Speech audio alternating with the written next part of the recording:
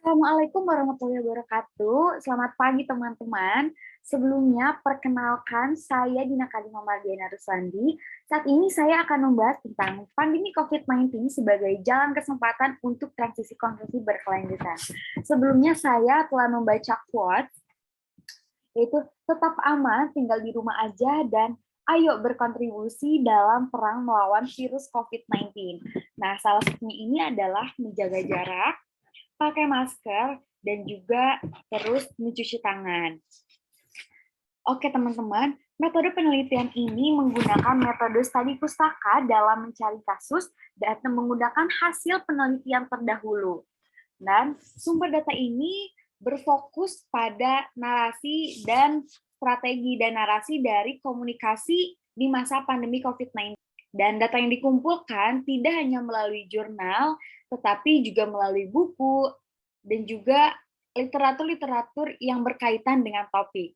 Dan selanjutnya ada tujuan penelitian.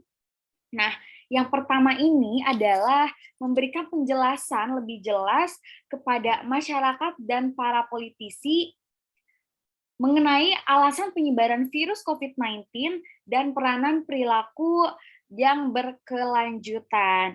Dan untuk yang kedua, ini adalah meningkatkan ketersediaan saat ini dan untuk masa depan dalam perilaku yang diperlukan untuk transisi keterlanjutan. Selanjutnya ada kajian literatur, di mana kajian literatur ini meliputi dari pandemi. Yang pertama ada pandemi. Pandemi ini adalah wabah yang terjadi di daerah geografis, seperti di negara atau benua, dan biasanya ini sangat mempengaruhi populasi banyak orang.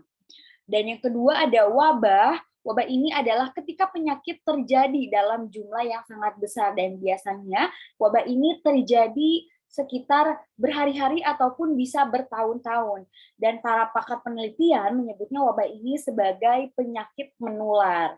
Selanjutnya ada COVID-19 dan dilanjut oleh narasi. Menurut Rebecca tahun 2003, teks narasi adalah teks yang menceritakan serangkaian peristiwa yang berhubungan secara logis dan kronologis yang disebabkan dan atau dialami oleh faktor-faktor.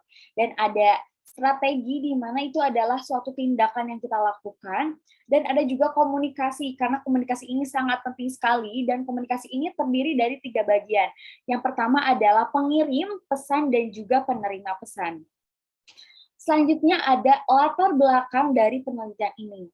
Dalam sebuah editorial baru-baru, ini membahas potensi COVID-19, kesehatan, masyarakat, dan eksperimen berkelanjutan. Nah, ini tuh menunjukkan bahwa wabah virus ini secara bersamaan merupakan keadaan darurat kesehatan, masyarakat, dan eksperimen real time dalam mengurangi ekonomi konsumen. Meskipun tidak diragukan bahwa benar bencana ini dapat menyediakan jendela kesempatan untuk mempromosikan transisi, untuk mencegah krisis dramatis lainnya. Tujuan ini tidak hanya dapat dicapai dengan perencanaan yang disengaja dan komunikasi. Selanjutnya ada kesimpulan.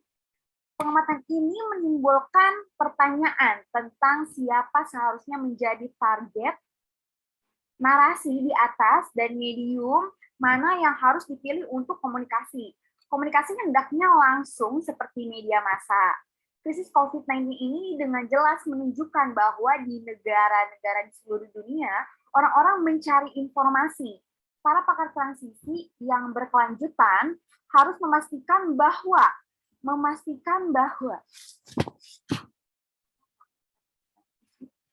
para pakar transisi yang berkelanjutan harus memastikan bahwa terus membuat wawasan baru yang relevan berkaitan dilakukan dengan cara yang berhubungan dan mudah dimengerti, yang terus membangun di atas narasi wabah coronavirus sebagai jendela kesempatan untuk transisi berkelanjutan.